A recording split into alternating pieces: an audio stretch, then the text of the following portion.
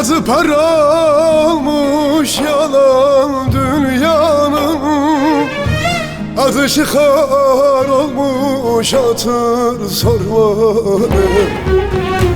Adı para olmuş yalan dünyanın, adı şikar olmuş hatır sormanın.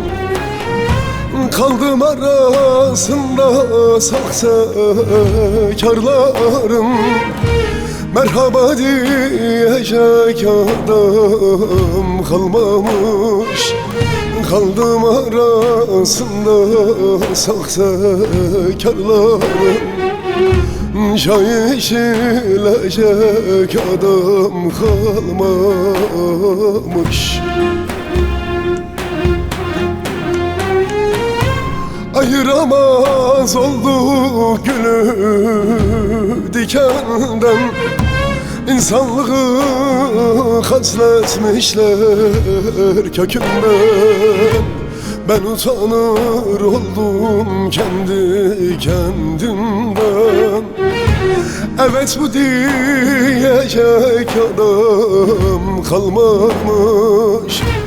Çay içilecek adam kalmamış. Ayıramaz olduk gülü dikenden, İnsanlığı katletmişler kökünden. Ben utanır oldum kendi kendimden. Çay içilecek adam kalmamış.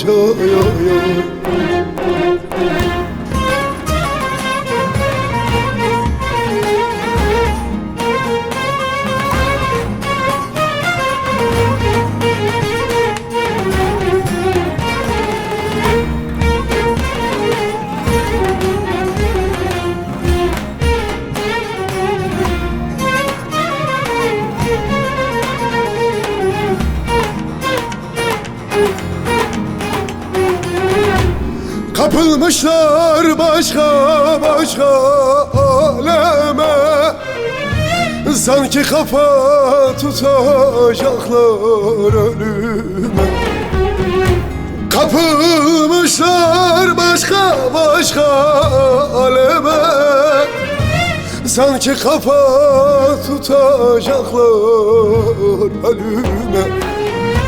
Gireceksin 3 kuruşluk kefene, helallik alacak adam kalmamış. Gireceksin 3 kuruşluk kefene, helallik alacak adam kalmamış. Ayıramaz olduk gülü dikenden, İnsanlığı katletmişler kökünden. Ben utanır oldum kendi kendimden. Çay içilecek adam kalmamış.